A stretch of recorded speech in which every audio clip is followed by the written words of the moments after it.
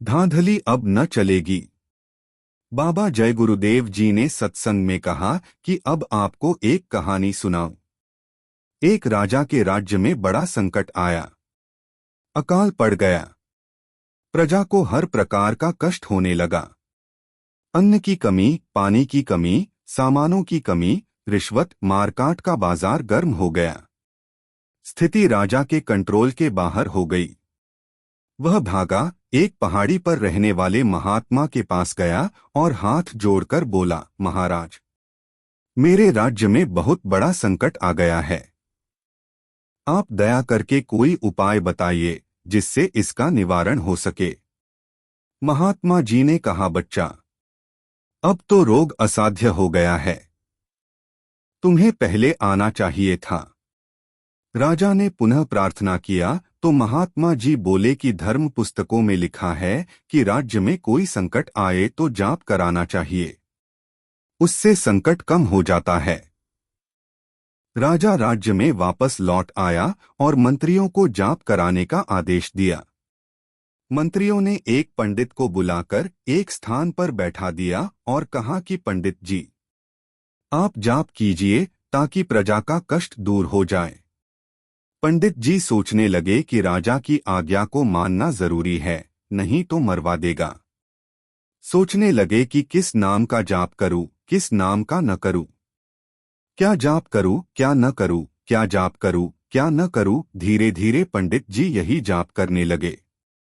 कुछ दिन बाद मंत्रियों ने कहा कि महाराज, एक पंडित और बैठा दिया जाए तो प्रजा का कष्ट जल्द दूर हो जाएगा। दूसरे पंडित जी बुलाए गए।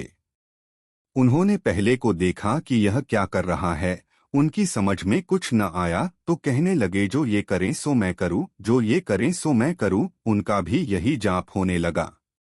कुछ दिन बाद मंत्रियों ने राजा से कहा कि महाराज, एक और पंडित को बिठा दीजिए ताकि प्रजा का कष्ट दूर हो जाए। एक पंडित और बिठा दिए गए जो थोड़े होशियार थे। उन्होंने सोचा कि यह धांधली कब तक चलेगी, यह धांधली कब तक चलेगी, यह धांधली कब तक चलेगी, यह धांधली कब तक चलेगी। यही जाप हो गया। कुछ दिन बीत गया तो राजा ने कहा कि मैं जाप देखूंगा। सूचना भेज दी गई तो पंडितों ने कहा, कोई हर्ज नहीं, आने दो। उनका अच्छा अभ्यास पड़ गया था। राजा साहब मंत्रियों के साथ जब पहुंचे तो देखा कि एक क्रम से जाप हो रहा है।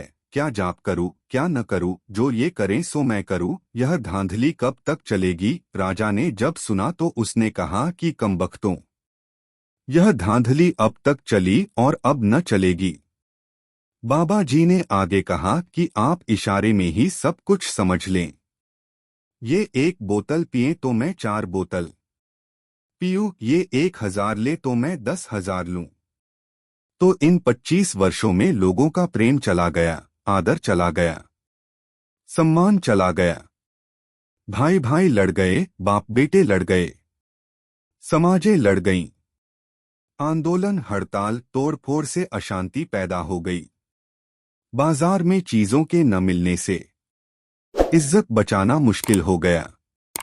भारत जैसे धर्म देश में पापों का घड़ा भर गया है और अब फूटने वाला है।